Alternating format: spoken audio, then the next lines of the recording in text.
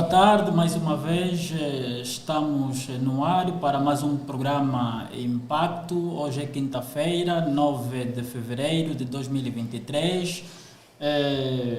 Para o programa de hoje temos como o tema de discussão o poder da resistência popular e, como sempre, a nossa mesa é composta por três elementos, nesse caso eu, João dos Santos Monangola, à minha esquerda temos o Jaime MC e à minha direita temos o nosso convidado, nosso ilustre convidado, Gilson Salucci. Seja bem-vindo, Gilson Salucci.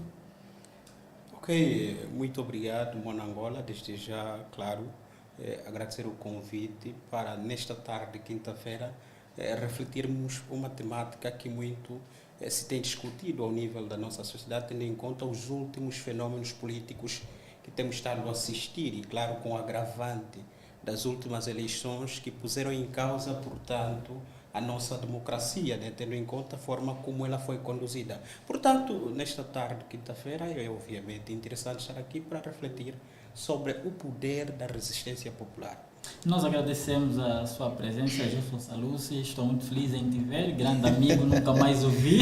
Com certeza, já faz um tempo que não temos a honra de estarmos assim de forma facial, né? Face to face, como dizem os ingleses, mas de facto a honra também é toda minha de poder partilhar esse espaço, claro. Consigo também uma ilustre figura do nosso associativismo e também, com certeza, da nossa academia, mas de forma crescente, óbvio. E também com o nosso querido e amigo Jaime MC. A honra é igual, com certeza. Ok, nós é que agradecemos, Gilson Salucci. Nós tivemos começamos agora, o programa teria começado às 15 horas e ponto, mais uma vez tivemos alguns problemas técnicos, né, o que nos levou a esse ligeiro atraso, mas estamos aqui, podemos até atrasar, mas nunca falhar. Como dizia na minha introdução, no princípio da minha introdução, temos como tema de discussão para o programa de hoje o poder da resistência popular. No programa passado, nós falamos das fraquezas das ditaduras, apresentamos um conjunto de pontos fracos das ditaduras e por hoje nós vamos falar da aplicação do poder da resistência democrática e como se exercita este poder. Então, eu vou passar primeiramente a palavra ao Gilson Salucci para honrar este dia, Gilson Salucci. De batismo também, Gilson, né? Exato. Gilson Salucci, disse, há aqui algumas questões que o manual em análise levanta logo no início deste capítulo, e as questões são as seguintes: quais são então os meios disponíveis que oferecerão a resistência democrática, vantagens distintas e tenderão a agravar as deficiências identificadas das ditaduras? Essa é a primeira questão. A segunda é: que técnica de ação capitalizará sobre a teoria do poder político discutida no capítulo 3? Então, o Gilson vai responder essa questão, mas de forma junta ou de forma conjunta, né? Sim, obrigado, a Gilson. Segunda questão, né? Vai também falar das características do desafio político ou da desobediência civil. Vai falar esse meio disponível de luta tem algumas características que o nosso manual nos apresenta e eu gostaria que fizesse menção na sua primeira intervenção a essas características. Gilson, então está à vontade. Permita-me começar dizendo que geralmente quando discute-se a questão das ditaduras, é óbvio que há um objetivo fundamental que é fazer prevalecer os valores ligados à democracia. E o poder da resistência popular vem, com certeza, nesse sentido.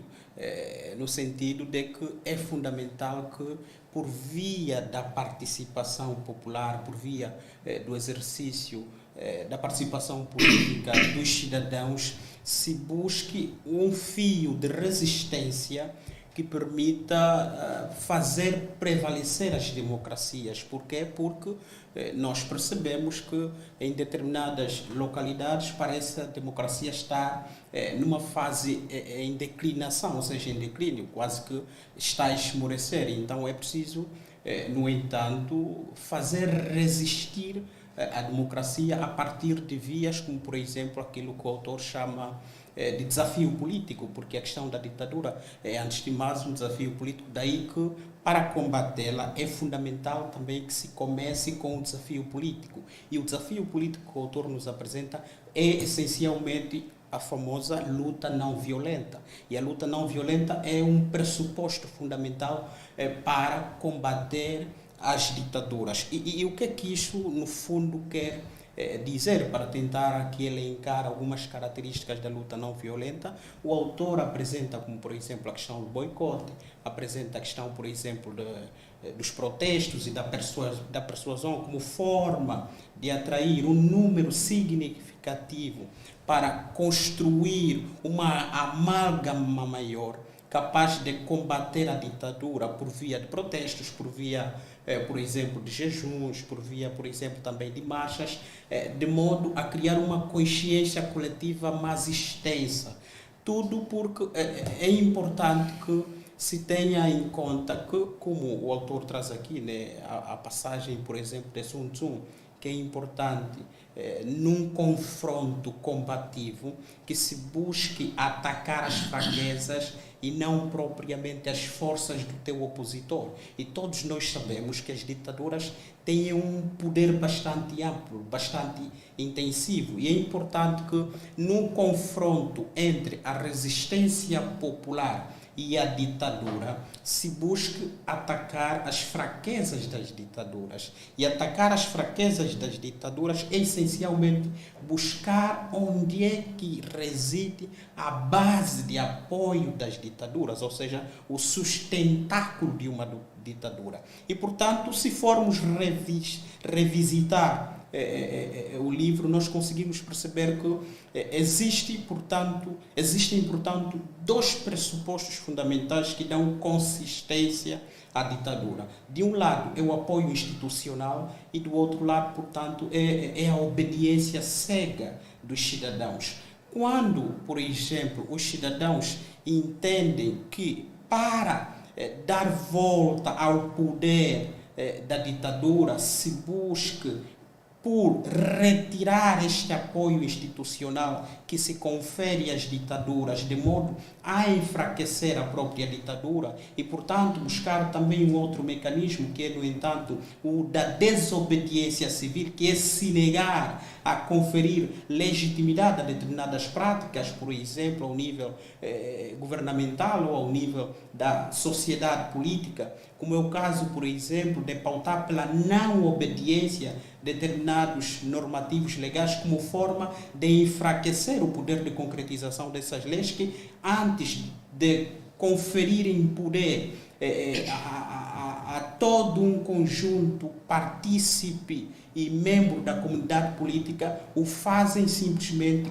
garantindo a manutenção das ditaduras. Portanto, eu penso que é fundamental que, antes de olharmos, portanto, para aquelas características que o autor traz, que podem, no entanto, esvaziar o poder das ditaduras, que são elementos bastante explícitos no poder da resistência popular, é fundamental perceber que existem dois elementos a ter em conta. O primeiro é a questão do apoio institucional das ditaduras. E o segundo, é claro que é preciso olhar para a luta não violenta, mas pautada na desobediência civil, como forma de enfraquecer as ditaduras. Portanto, de forma introdutória, eu penso que é isso que se confere dizer, e ao longo do debate traremos aqui outros elementos caracterizadores, claro, da nossa ditadura ou das ditaduras existentes ao nível do mundo e, claro, dos mecanismos de resistência popular.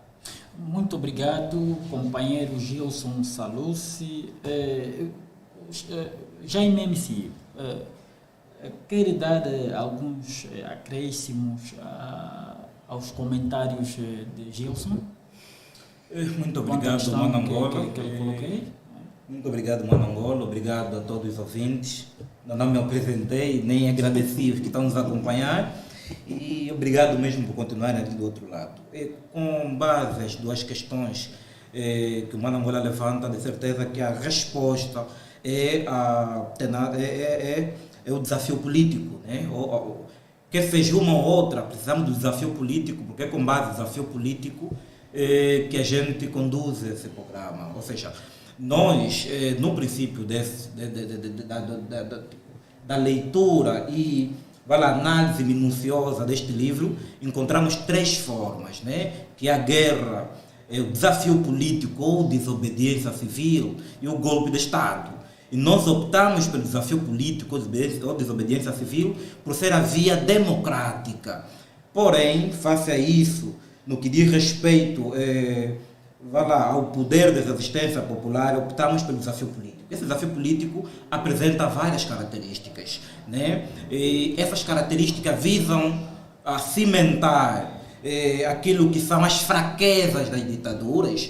Depois de determinadas fraquezas da ditadura, então, hoje optamos por determinar as seguintes características que temos aqui. A primeira característica, ele não aceita que o resultado será decidido por meio de combates escolhidos pela ditadura, ou seja, face a toda determinação das fraquezas da ditadura, o combate não pode ser decidido pelos ditadores, mas sim pelos democratas, por vias democráticas e por aquilo que o companheiro Salúcio levanta, que é a desobediência civil, né? A greve, as barricadas são vias que visam enfraquecer aquilo que é o poder da ditadura. Então, se a democracia pressupõe o poder do povo e o poder uno, indivisível, reside ao povo, é esse povo que, por meios não violentos, pressiona quem detém o poder de forma ditatorial a abandonar o poder e a implantação do Estado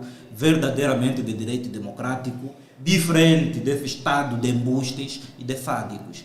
É aquilo que é o princípio, a introdução da nossa conversa hoje. Ok.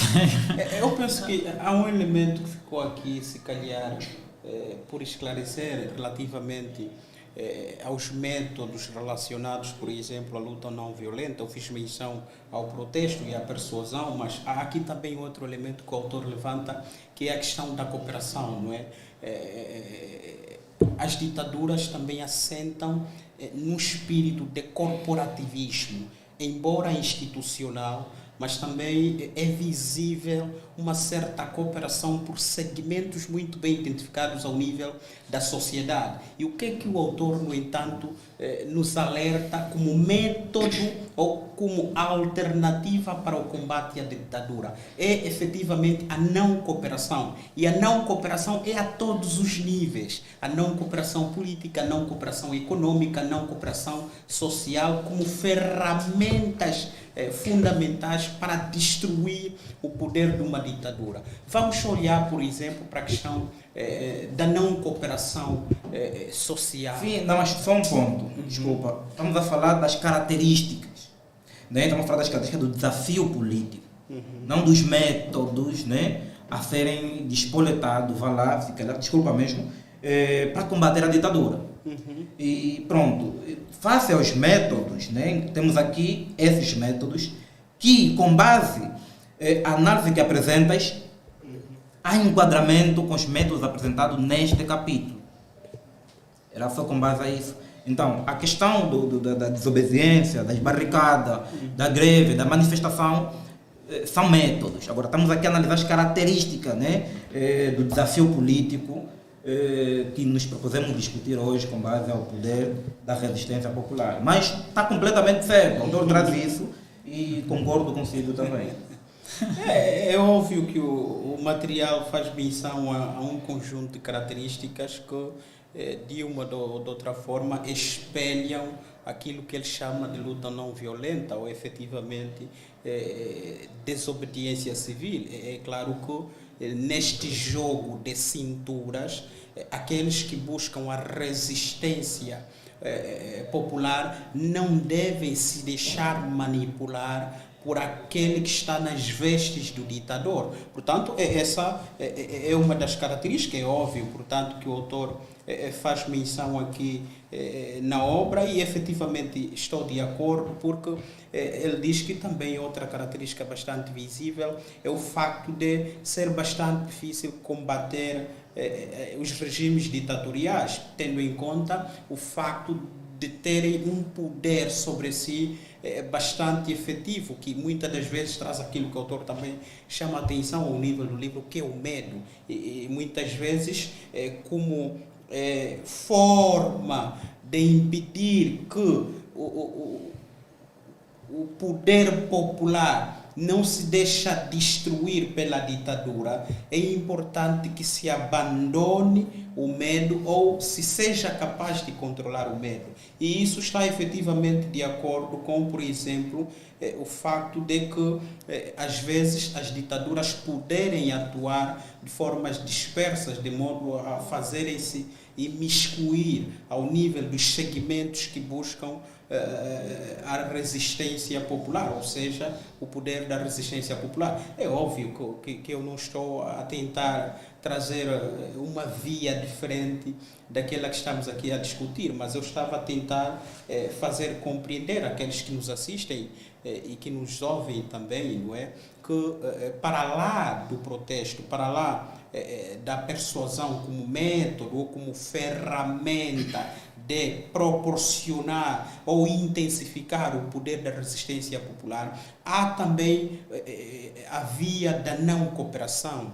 E eu fazia menção da não cooperação, quer social, quer econômica, quer política, como ferramentas, como métodos que permitem ao poder da resistência popular levar avante os seus objetivos e, portanto, não se deixar vencer pela força ou pelo poderio concentrado nos ditadores.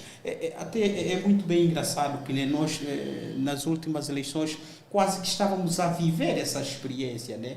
Por exemplo, quando criou-se um suspense se é que a organização política na oposição que perdeu as eleições do ponto de vista formal, aceitaria ou não os resultados, colocou-se aqui um suspense na medida em que houve, portanto, ao nível da sociedade, segmentos que entendiam que era necessário que aquele momento se aproveitasse ao máximo, tendo em conta o nível de consciência política que havia dado um passo bastante abismal e que se poderia ir avante, tentar exercitar o poder da luta não violenta. E uma das questões que se colocou nos fóruns mais institucionais e se calhar nos bastidores dos corredores do poder dessas organizações foi claramente uma questão bastante fundamental que é que estamos aqui a discutir, né? Por coincidência,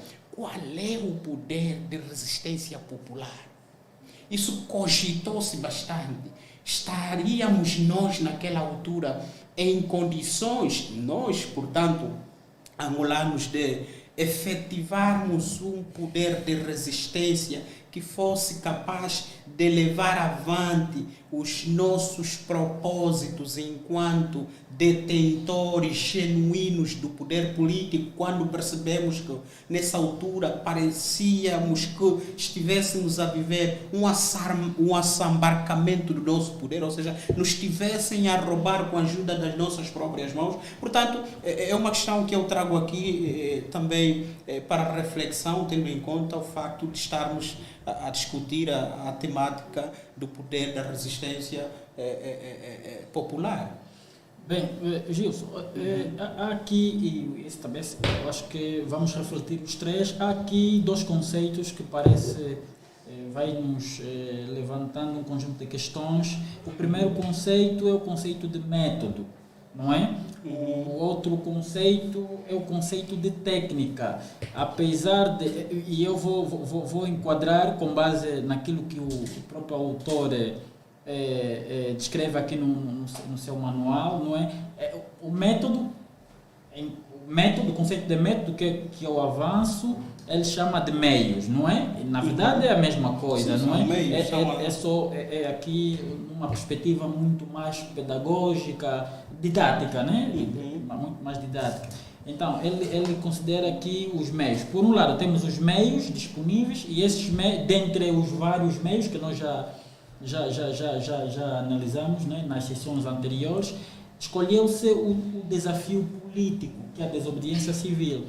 E dentro deste meio disponível de luta, temos um conjunto de métodos, não é? E esses métodos são aqueles que o Gilson aqui avança: protestos, greves, não cooperação, boicote, ruptura e etc. Há um conjunto. Mas a questão que nós levantamos no início é a de saber as características deste meio disponível, não é? As características do desafio político, a característica da luta não violenta. O Jaime avança aqui uma das características, né, que este meio não aceita que o resultado será decidido por meio de combates escolhidos pela ditadura, não é? Há outras características, Jaime. Muito rapidamente. Sim, mas eu acho que não me colocaste nenhuma questão do momento que mas agora está a colocar, não é? Sim, por isso que eu tenho que falar, né? Okay. Era isso, por amor de Deus. Então vamos ao que interessa. Meios são caminhos a seguir para alcançar alguma coisa. Até aqui estamos de pé juntos. E técnicas são os procedimentos. O caminho é esse. Agora, pronto, como fazer para alcançar aquilo? É ali onde aplica-se isso. Eu reivindiquei na perspectiva de que a questão da greve, entre outros, poderíamos encontrar num subcapítulo do funcionamento da luta não violenta. Só por isso. Concedente às características é essa que o Manangola apresenta no princípio, e temos outras, né? A segunda é essa que diz que é difícil para o regime combatê-lo. Ou seja, o regime ditatorial perde o controle da situação, onde que metade das células vivas da sociedade reivindicam. Ou seja, é mais fácil controlar um grupo de ativistas que sai do Largo 1º de Maio para as Heroínas. Mas se no São Paulo tiver um grupo, Capoco tiver um grupo, Sambizanga tiver um grupo, quer dizer, aqui é difícil manter o controle de quem quer ou quem está a aplicar o poder da resistência popular. É nessa perspectiva, e avança-se com o terceiro, ele pode, ao atuar, ser amplamente disperso, mas também pode ser concentrado em um único objetivo. Ou seja, é essa perspectiva. Atuamos em pontos diferentes, mas o objetivo comum. O objetivo que nos guia. Não importa se o primeiro grupo está no São Paulo, outro grupo está no Sambizanga, mas todo esse grupo, o único, atuamos de forma dispersa, mas com um único objetivo, que é de derrubar e reduzir a pó o regime ditatorial. E vem aqui o terceiro ponto.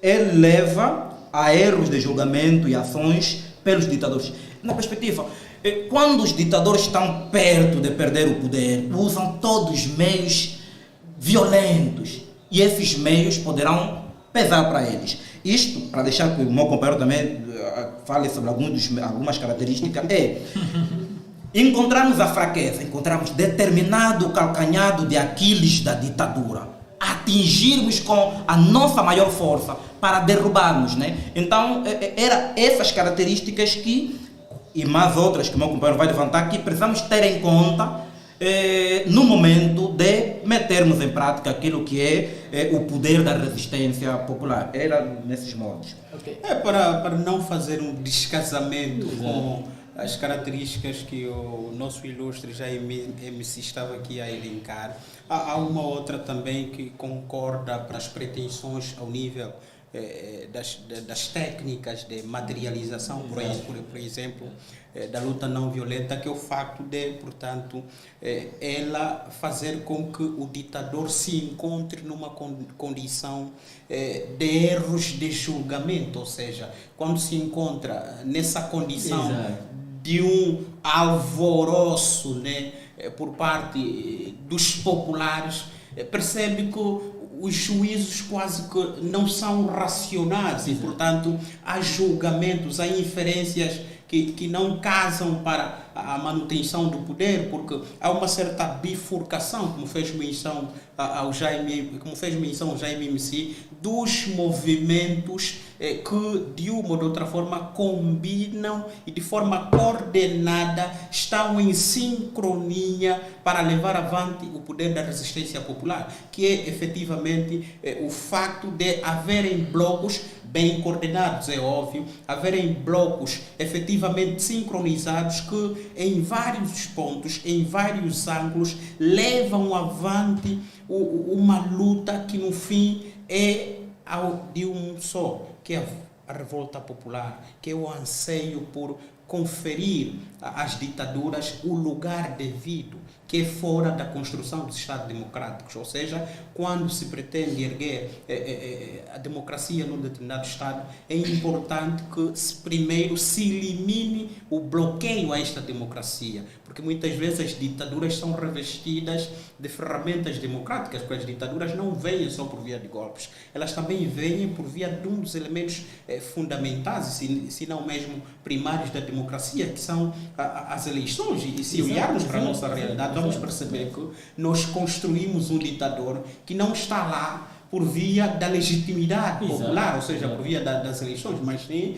ou seja, por via de um golpe, mas sim por via das eleições. E, portanto, quando se despoleta o desafio político da desobediência civil, há aqui, no entanto, erros de julgamento por parte da ação dos ditadores. E há aqui também o facto de uma outra característica vir em abono desses erros de julgamento, que é o facto, no entanto, de haver uma eficácia por parte da população, que mesmo desagregadas, ou seja, mesmo em blocos, mas no final, como o propósito tem em conta a resistência popular, como o propósito tem em conta a destruição do poder efetivo e das forças do ditador, eles depois conseguem encontrar o todo por via dos blocos coordenados, que é efetivamente a destruição, portanto, das ditaduras. Por quê? Porque o autor faz aqui menção que é muito difícil que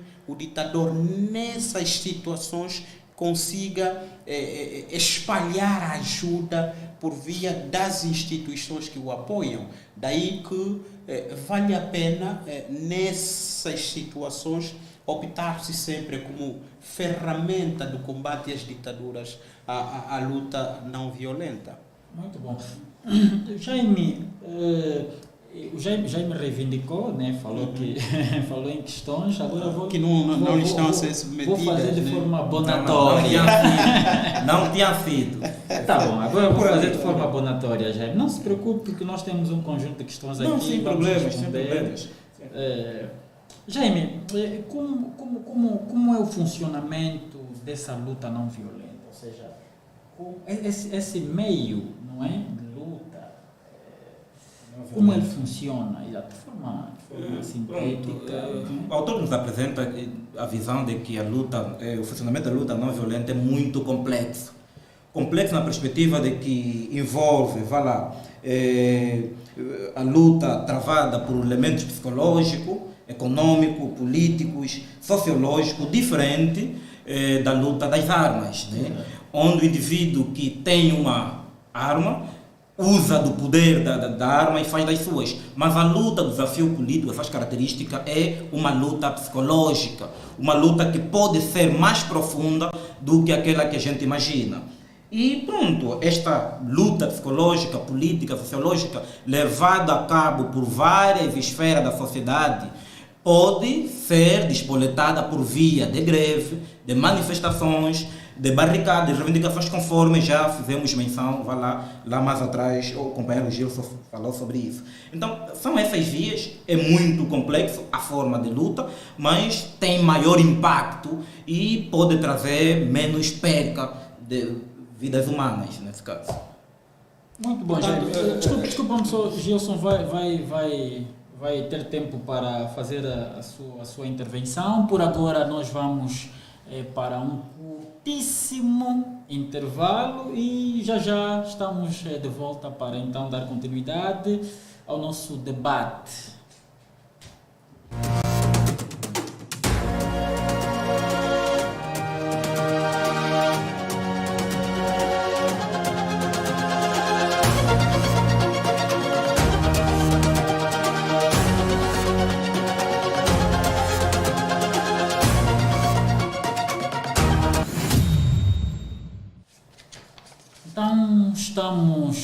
de volta. O nosso tempo de intervalo é um dos melhores. É um curtíssimo. Quantos segundos? Bastante breve. Bastante breve. Bastante breve. Cinco. De forma lacônica. Exato. Né? Dá para ver algo. Né? Muito bom. O Gilson Salucci. Na verdade, queria Exato. introduzir alguns elementos relativamente ao funcionamento da luta não violenta, né, que o autor chama a atenção pelo facto de ser bastante complexa na medida em que, diferentemente do uso de armas que podem despletar em violências descomunais, o autor chama a atenção sobre o facto de esta advir pura e simplesmente de meios psicológicos, ou seja, aqui a luta não é travada com meios que são capazes de desferir golpes e fazer, no entanto, vítimas. A ideia é que se use a luta não violenta, ou seja, se extirpe a ideia do uso da violência como ferramenta de garantir o poder da resistência popular. Não, é importante que, como mecanismo de funcionamento da luta não violenta, se busque atacar os pilares cooperativos da ditadura, de modo a retirar a possibilidade de se conferir energia, vitalidade às ditaduras. Portanto, o autor faz menção a essa necessidade no sentido também de evitar a possibilidade de cooperação.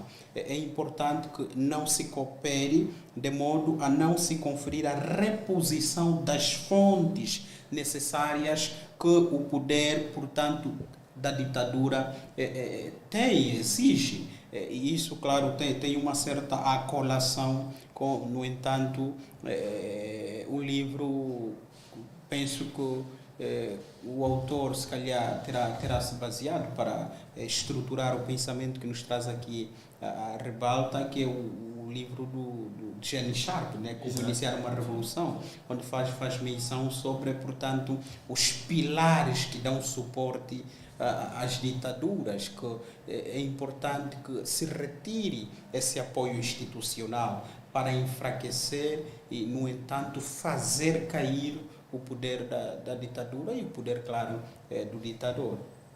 Muito bom, Gilson. Há aqui uma questão de extrema importância e muito interessante, que tem que ver com as armas e a disciplina não violenta. O Gilson, na primeira intervenção, faz já menção a estas armas, não é? Quando fala de protestos, de não cooperação e etc. Mas agora eu gostaria que fôssemos a fundo da questão, não é? Falássemos de forma mais extensiva, não é? De forma mais desenvolvida, essas armas e a disciplina não violenta, não é? Quais são então essas armas? E essa questão vai mesmo para o Gilson, acho que vai agora para o Gilson. Jaime não vai ficar com... Não, à vontade. Então vamos. Bem, então essa questão fica com o Gilson. Quais são então essas armas? Portanto, como nós vimos, a arma principal é a luta não violenta, é a desobediência civil. E ela, como nós já fizemos referência, vai estruturar-se na aplicação ou no uso de ações que levarão os populares a greves, a marchas, a jejuns e tudo mais. Só que aqui, ao nível, por exemplo, dos protestos, um elemento a se ter em conta, que é o fator persuasão.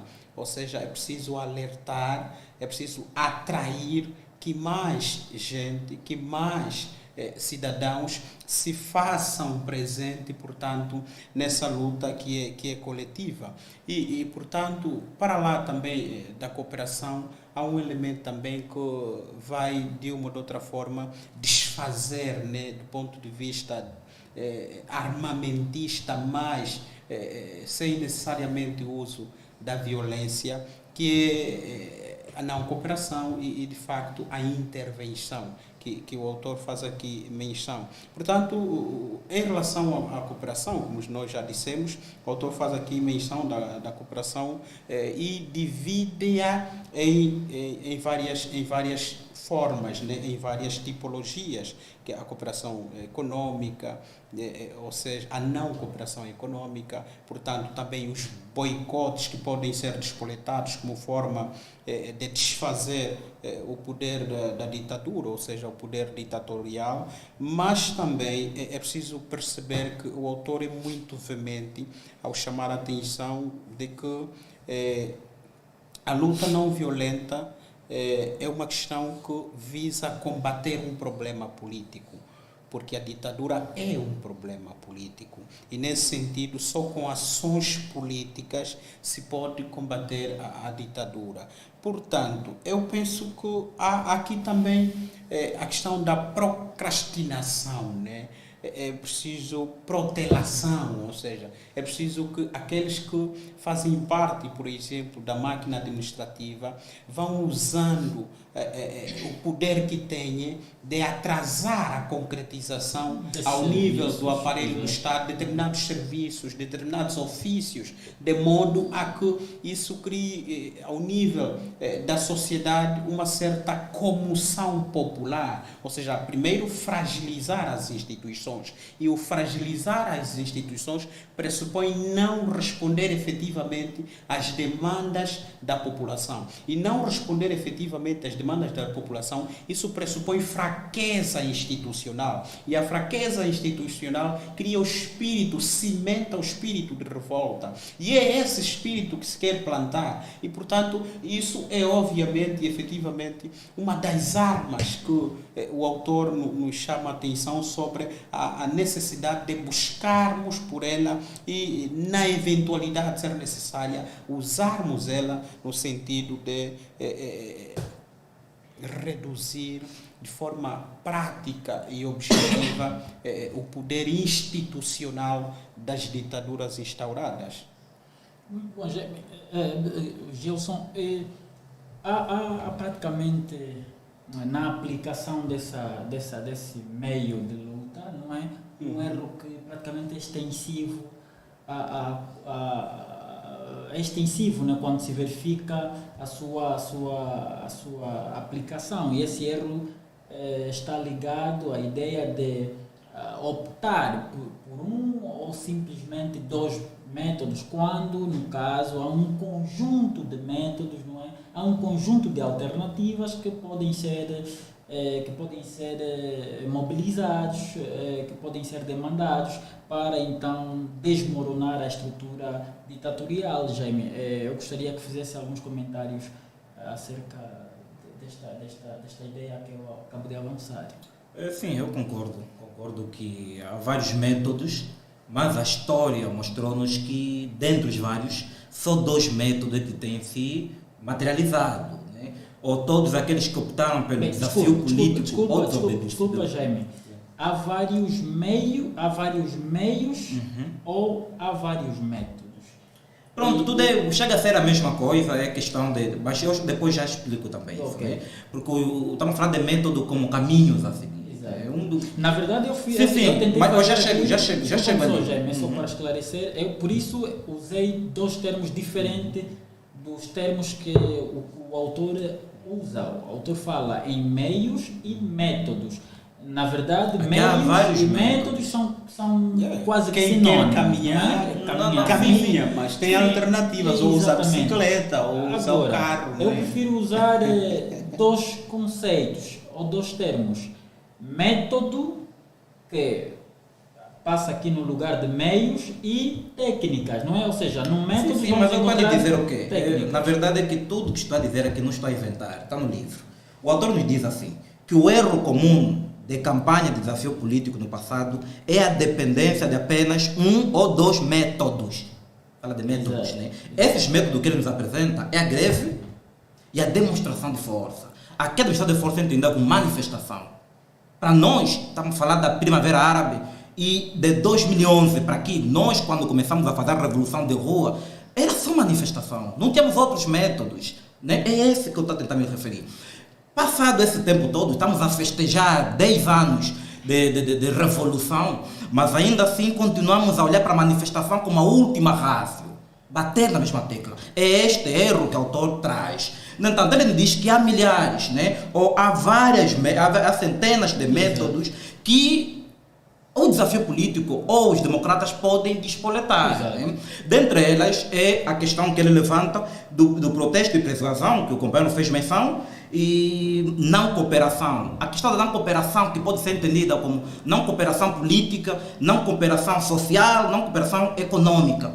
Como é que isso acontece, a não cooperação econômica? É as pessoas irem para o trabalho e não produzirem. Vai lá. Ela foi para o trabalho, mas é um boicote, é um método também, que frustra quem detém o poder, vai lá, de direção e de comando sobre o trabalhador. E temos aqueles outros métodos que chamamos de vigílias, por exemplo. A vigília, que também é um dos métodos a ser despoletado para, vai lá, é uma das armas para desgastar a força do ditador. Estamos a falar da greve, por exemplo. A questão das greves, a greve de fome.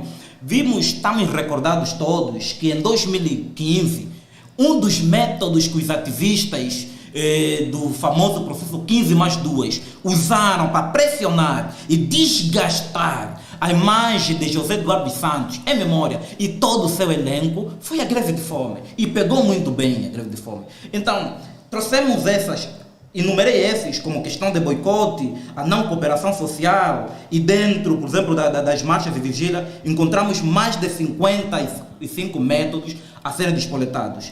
Então, é com base, e disse que além desses, há vários outros métodos, como, por exemplo, a criação de um governo sombra. Há um governo, mas nós não legitimamos esse governo. Criamos um governo sombra. Criamos um governo de transição, aquilo que também aconteceu com o jurista Albano Pedro, antes da situação dos 15+2, já havia um governo de transição. Né? Foi um ensaio. Por mais que o ditador cair hoje, nós já temos um projeto político, filosófico de nação. Isto também é tido como um dos métodos, uma das armas a ter em conta para desgastar e reduzir a pó aquilo que é o poder da ditadura. Então, é esses elementos e mais que são tidos como métodos, né? Mas o autor me diz que, infelizmente, apesar dessa multiplicidade dos métodos, apenas 2 métodos são usados. E quais são esses? Que é a greve e as manifestações. Mas agora, essa questão vai para o Gilson. Gilson, há um critério para aferir, um critério para identificar os métodos mais eficientes para uma realidade, por exemplo, como a nossa? Qual é o critério para identificar os métodos mais eficientes? Porque o Jaime diz que... Antes que eu vá diretamente para a sua questão, eu penso que para lá daqueles meios que o companheiro Jaime frisou aqui, há aqui também 2 outros meios, né? 2 outros elementos a ter em conta. Um é efetivamente a negação da legitimidade aos ditadores, ou seja, se olharmos para todo esse conjunto de meios que o nosso ilustre Jaime fez menção aqui, eles vão redundar-se, vão ser simplificados num só, que é a negação da legitimidade aos ditadores. Ou seja, é importante que os populares sejam capazes de não aceitar os poderes ilegítimos, né? Já dizia Santo Agostinho, né, e Tomás de Aquino que se porventura as sociedades estiverem a ser governadas por aqueles que não estiverem no uso correto, racional do espírito da transferência do poder, ou seja, em poucas palavras, se o poder estiver em mãos alheias, o detentor deste poder tem o direito de retirar. E a não legitimação dos poderes ditatoriais é, no entanto, também um dos meios que pode ser utilizado e, claro, que redundam e simplificam todos esses meios apresentados pelo GMMC. Por outra, ele chama a atenção que a luta interna é fundamental, mas é importante também olhar para lá do nosso horizonte. E olhar para lá do nosso horizonte, efetivamente, para olhar para o boicote diplomático, não é? Que, no entanto, é fazer com que a diplomacia do Estado perceba que não está no lado da razão, na medida em que for cooperar com o poder ditatorial e trazer para a resistência do poder popular a razão diplomática, ou seja, de modo a que os diplomatas, os representantes dos Estados ao nível, dos Estados estrangeiros ao nível do nosso país, construam a ideia de que a razão está na soberania popular, a razão está no poder da resistência daqueles que se sentem traídos, magoados, para dizer assim, e, portanto, é importante defender este lado. Em relação à tua questão sobre tentar descer dos céus para a terra, não é? Olhar para a nossa realidade. Vamos perceber que a luta não violenta tem sido muito utilizada. O GMMC fez menção, por exemplo, da Primavera Árabe. Nós percebemos que não houve o despoletar por via da soberania popular de armas, uso de armas, seja qual tipo de arma fosse, mas não houve. E o que nós percebemos é persuasão por via das redes sociais, o que nós percebemos é protestos intensificados, o que nós fomos assistir é um conjunto de jejuns, vigílias, e eu penso que é um pouco difícil aferir o que é preferível, o que é melhor para uma realidade efetiva. É preciso ensaiar um conjunto de meios e técnicas e aquela que se adaptar à nossa realidade. Então, todos os nossos olhares vão dirigir-se para ela. Se, porventura, for preferível os protestos, for preferível as marchas, as paradas, a manifestação, as greves, o jejum, tiverem a dar-nos resultados satisfatórios, é óbvio que nós vamos votar por aquele que vai se adequar, claro, ao espírito nosso, é claro, ao espírito dos nossos combatentes da liberdade, ao espírito dos nossos resistentes em busca da manutenção do Estado normal, garantidor dos valores mais altos, da democraticidade. Portanto, vamos efetivar.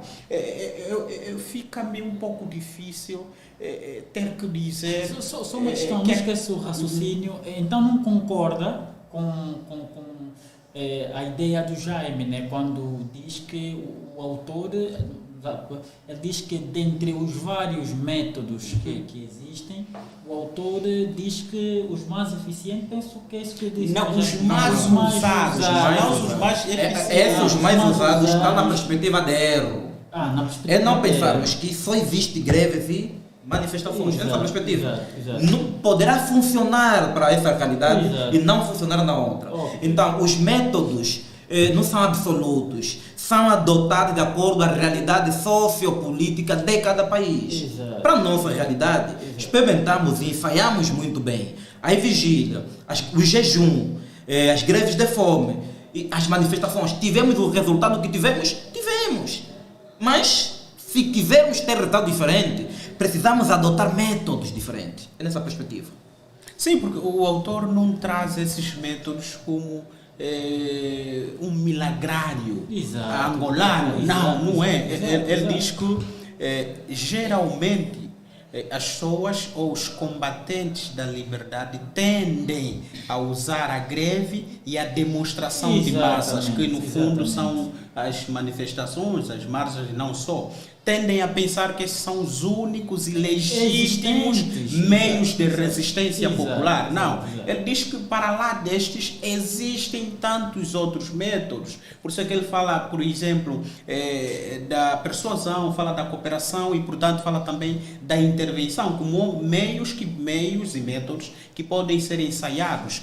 Portanto, ele não para por aí. avança outro conjunto de métodos e meios que podem ser ensaiados, que podem ser utilizados, nos quais os combatentes da resistência popular podem se refugiar para, no entanto, levar avante a sua luta. Eu penso que se calhar nos terá passado despercebido, mas o autor, por exemplo, traz aqui 2 elementos que, no seu entender, são os grandes pilares, no entanto, para lá daqueles que já fomos citando na visão do autor e de outros que ele faz citação, não é? Que são, no entanto, os grandes pilares das ditaduras. De um lado, já fizemos menção ao apoio institucional, mas há um outro, que é a obediência. Ou seja, ele fala de obediência popular, depois fala de obediência institucional. E aqui, permita-me que eu faça um casamento, por exemplo, com um livro escrito há mais de 500 anos, de um jovem francês, Etienne Labotier, que é o discurso sobre a servidão voluntária, onde diz mesmo que é quase que incompreensível, né, que um só homem, nas vestes do Todo-Poderoso, seja capaz de mandar, de dominar, de explorar, de subjugar uma multidão, a não ser que essa multidão esteja em congruência da vontade do ditador, ou seja, também se queira deixar manipular, porque para isso bastasse que ele deixasse de obedecer.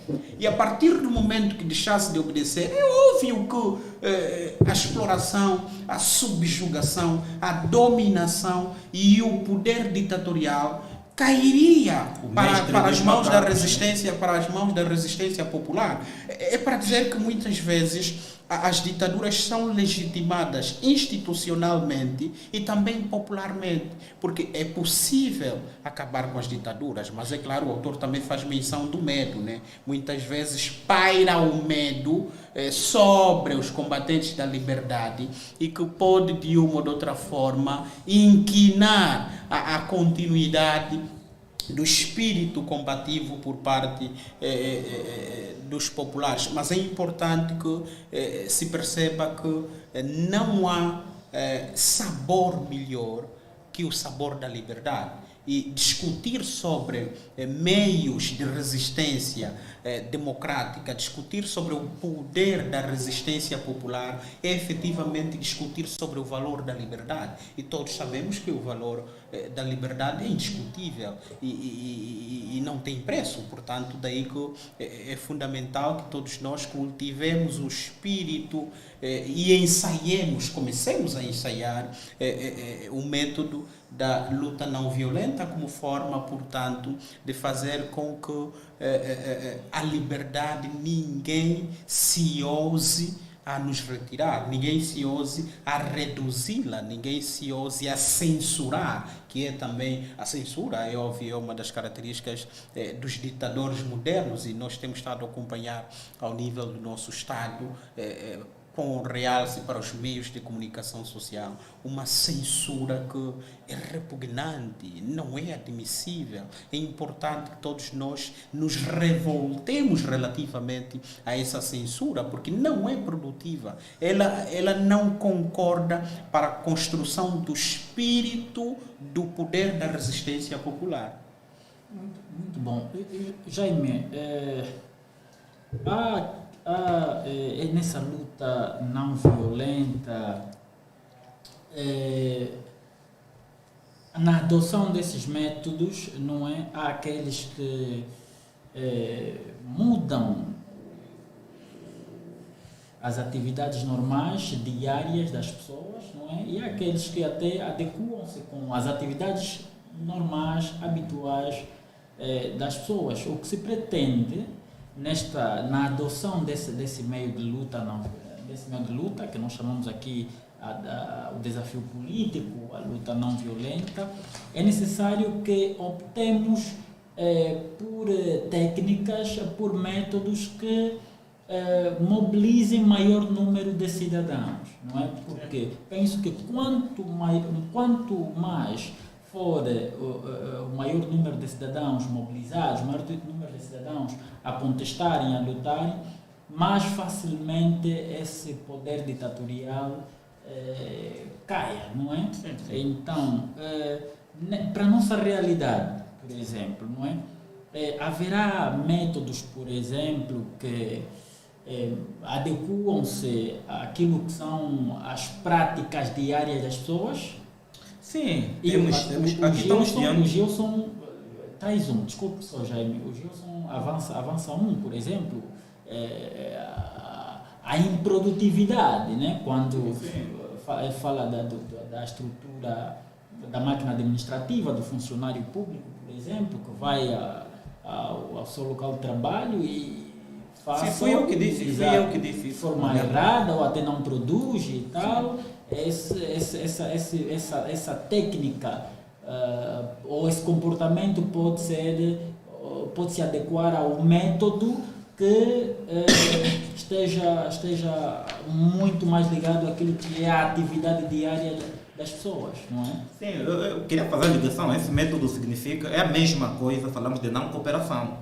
É que o indivíduo, do ponto de vista físico, pode estar no local de trabalho e não produzir conforme produzia antes. É a questão. Nem todo mundo tem a mesma coragem das manifestações. O primeiro ponto é esse.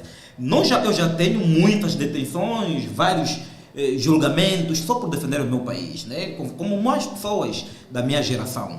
Mas há aqueles que olham para nós e também sentem a mesma repulsa que nós sentimos do país, mas não têm coragem. É a questão do medo. Os ditadores, atenção, governam seu povo com a cultura do medo. Medo é uma das mais características. E quem luta, também luta por causa do medo. É o medo que nos faz lutar para termos um país, para não termos um país pior. O que temos que fazer? Lutamos. É medo de não termos um país pior. É medo de não morrermos na porta do hospital por falta de medicamento que nos faz lutar. Então, o medo é assim, de per si, não é um mal, né? Mas cruzar os braços por causa do medo, ali onde está o mal. Então, essa perspectiva aqui. Imagina que há um grupo de manifestantes no 1º de maio, ou na Sagrada Família, ou na Santana, né? E os automobilistas, os taxistas, estacionam suas viaturas no meio da estrada, por exemplo, na via vamos citar, do Shoprite do Palanca, fecham, estacionam a viatura e saem do carro. Assim, eles saíram de casa para trabalhar, mas abandonam a viatura ali. Os que estão no outro lado também abandonam. Aqui impossibilita a polícia ir para o local onde estão os manifestantes com meios desproporcionais ou com meios bélicos para atacar os manifestantes, porque a via está completamente fechada. Um indivíduo é um dos exemplos que isso resulta de certa forma, né? O agente da polícia é enviado, vai para trabalho e tem missão de impedir uma manifestação. Ele foi para trabalhar, mas não consegue ligar a viatura do patrulheiro para levar os homens a torturar os manifestantes, ou quebra, por exemplo, a chave da ignição. Ele é polícia, não pode fazer manifestação, mas agindo com dolo, chega a facilitar e a reduzir e a esmorecer aquilo que é a brutalidade que o ditador queria usar contra aqueles que querem o seu povo. Isso resulta, de certa forma. Os nossos companheiros que trabalham nas bombas de combustível estão indisponíveis para tal. Né? Ou fechou, ou estragou alguma partícula, não funciona, não consegue abastecer. É muitos carros na fila. Então isso funciona, de certa forma. É só experimentarmos. Aqui o que precisamos hoje, enquanto democratas, é olharmos para tudo o que já fizemos. Temos cicatrizes e lembranças amargas e estamos prontos para morrer. Mas é preciso adotarmos outros métodos que não reduz, não nos causa muita baixa. Dentre elas é essa via não violenta que nós podemos despoletar. Então, quero acrescentar, Gilson, no fundo, com uma certa sagacidade, né? No fundo, o que o autor quer dizer é que essa luta não seja feita de forma descoordenada, né? É que enquanto uns estão na vanguarda, outros podem efetivamente levar a sua vida normal. Exato. E o levar a sua vida normal é o quê? Podem É participar tornar-se também. ineficiente. Exato. De forma indireta participam. Exato. É tornar-se pura e simplesmente ineficientes. Os que vão trabalhar que vão. Mas quando forem trabalhar que evitam a eficiência no labor. Exato. E também outra alternativa é as pessoas negarem si mesmo a ir trabalhar. Exatamente. Não vão trabalhar e de forma clara estarão a participar do processo de luta não violenta. A ideia é que, se de um lado há uma corrente que despoleta outras ações, as pessoas de forma comum conseguem levar a sua vida na normalidade. E levar a sua vida na normalidade, mas introduzindo os elementos de luta não violenta, introduzindo elementos de resistência popular, que é não garantir a eficiência no trabalho, não produz, que é efetivamente não contribuir, não cooperar de forma econômica, não vá trabalhar. Isso, de uma ou de outra forma, enfraquece a estrutura do poder que suporta, no entanto, as ditaduras. E falar disso é ir diretamente, por exemplo, para aquilo que o autor chama de fatores garantidores da resistência popular. Exato. E esses fatores são efetivamente a conversão, a coerção não violenta, a desintegração do regime. Ou seja, o que vai garantir estímulos, o que vai servir para dizer uma expressão se calhar mais, para utilizar uma expressão se calhar mais infantilizada, o que vai garantir como rebuçado para manter os estímulos sensoriais, perceptivos dos lutadores da liberdade, de modo a que vão avante, é efetivamente a conversão. E o que o autor quer dizer com a conversão? Quer dizer que aqueles que no início da luta não violenta estiverem no lado do ditador, haverá um momento que vão transformar-se, ou seja, vão sair da condição de defesa da ditadura para a defesa da resistência popular. Isso é um estímulo, isso é um fator que garantirá a resistência dos combatentes da liberdade. Para lá da conversão, há também o fator da coerção não violenta. É pura e simplesmente os instrumentos da ditadura resistirem à não obediência, à não instrumentalização do uso da violência. Ou seja, é, por exemplo, os serviços de inteligência, os militares, a polícia serem determinados e obrigados a reprimir, e no âmbito das suas atuações, por simplesmente estarem lá como se tivessem a ser os sentinelas ou as sentinelas, por exemplo, dos combatentes da liberdade.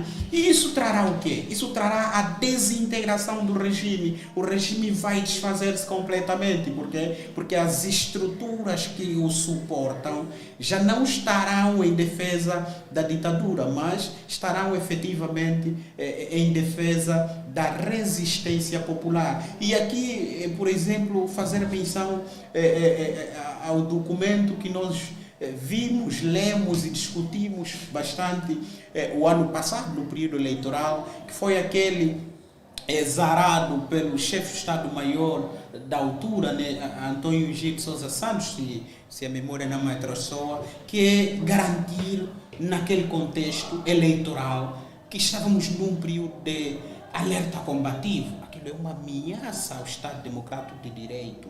Aquilo é uma ameaça tremenda aos valores mais altos, primeiro, da soberania popular, que é desrespeitar os cidadãos, porque nós não tínhamos cenários de guerra em Angola, nós tínhamos, pura e simplesmente, cenários de descontentação popular. Por quê? Porque percebia-se que, na altura, a legitimidade política se estava a dar, se estava a oferecer a quem efetivamente não merecia, não lhe era devido. E, portanto, há aqui esses elementos que o autor traz que eu penso que devem ser levados em conta por quem nos está a assistir, seja de onde se encontra, de casa, do trabalho, se calhar do táxi, do avião, de uma viagem, que nós devemos começar a refletir sobre esses elementos todos ligados aos métodos da luta não violenta, porque é fundamental, porque o nosso Estado democrático de direito está ameaçado.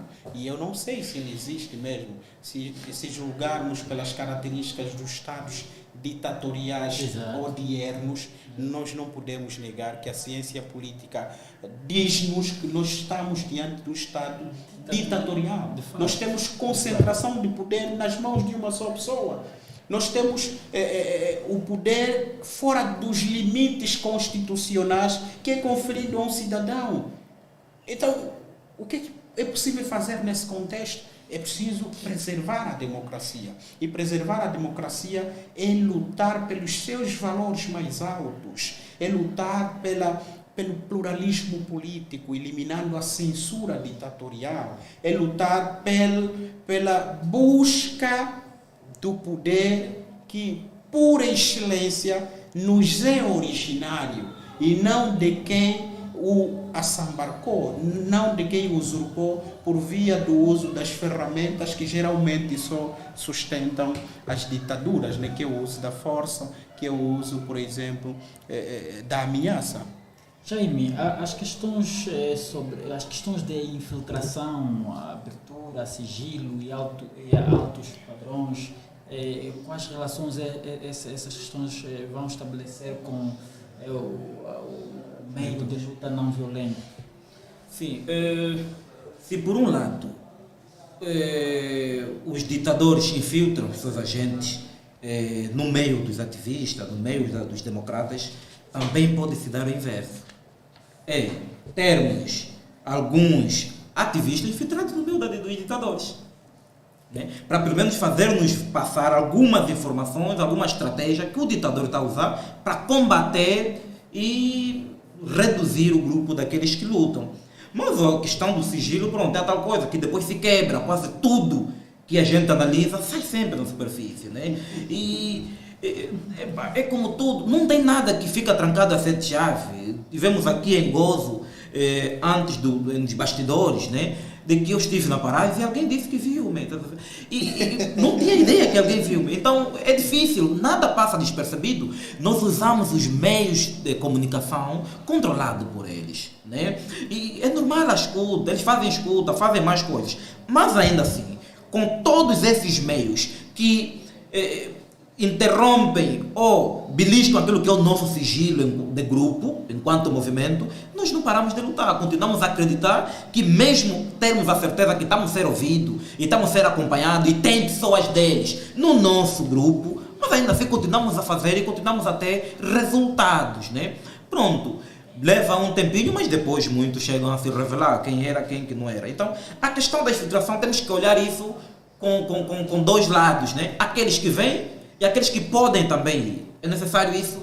Se nós quisermos vencer, e temos que vencer e derrubar o ditador e essa equipa, é termos no meio deles alguns que lhes fazem chegar algumas informações privilegiadas. Agora, não podemos estar muito longe deles. Nós, no princípio deste programa, dissemos que no meio dos ditadores há aqueles que prestam, que podemos expurgar alguns, que têm até boas ideias, mas não são tidos nem achados, ou não se expressam por medo de retaliação.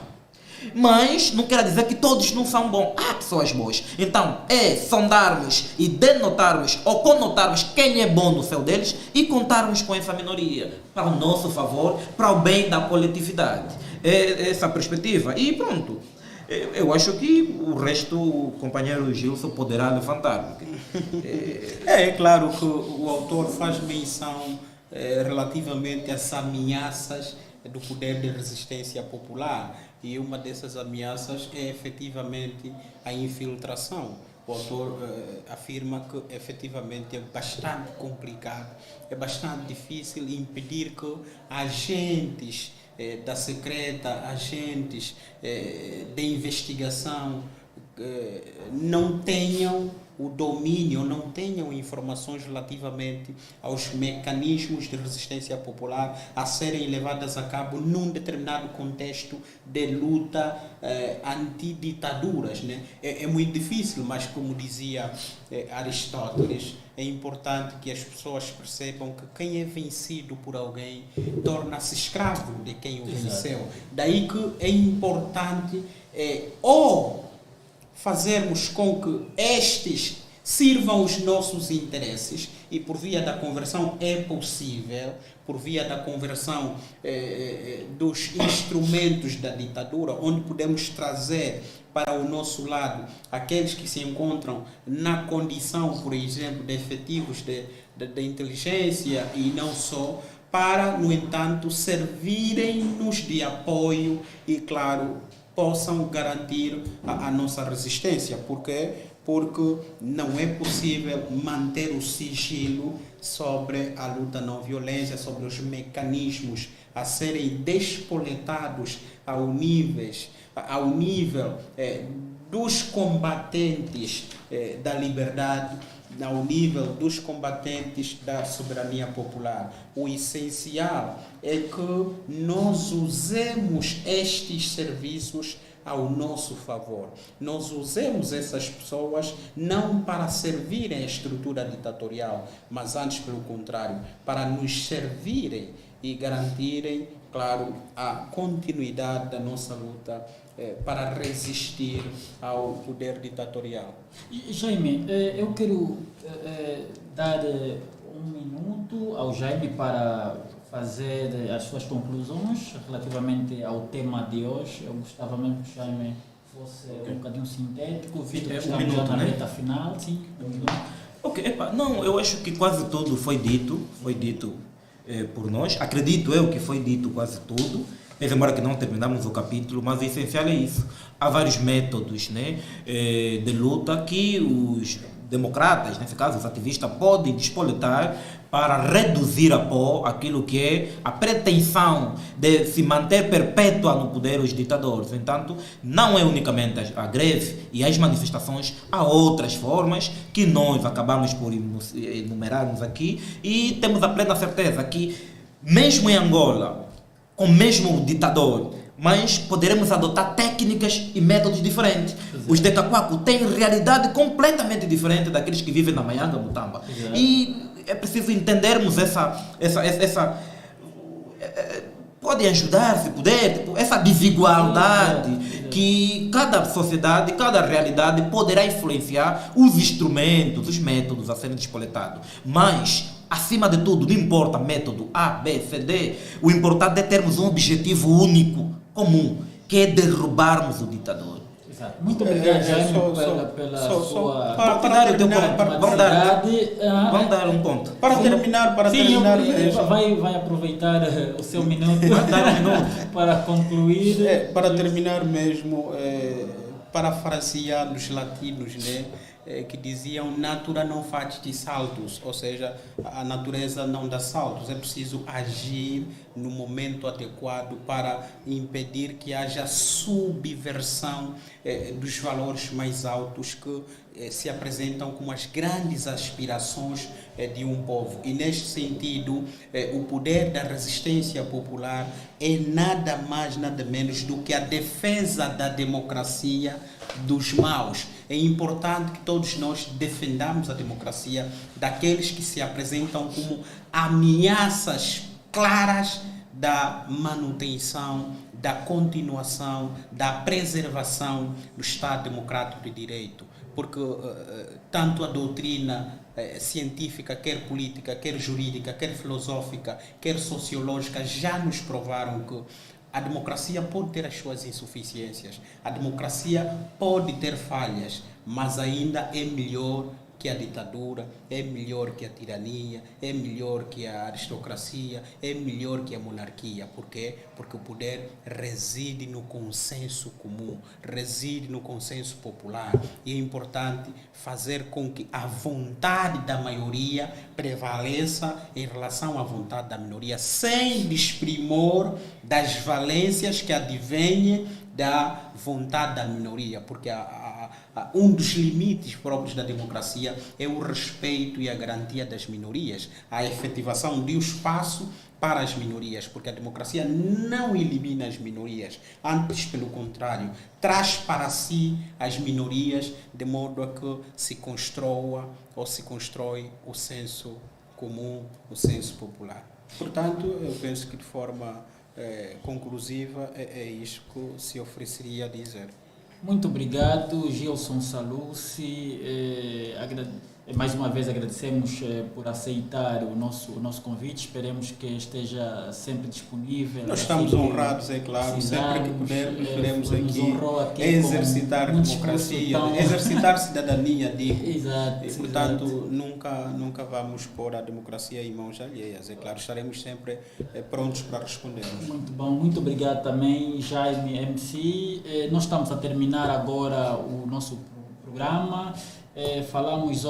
Discutimos hoje o tema, o poder da resistência popular, e muito obrigado também a todos aqueles que nos acompanharam. Esperemos que estejam sempre aí do outro lado, disponíveis, e boas coisas ainda nós vamos trazer e partilhar convosco. Então, até já, até o próximo programa.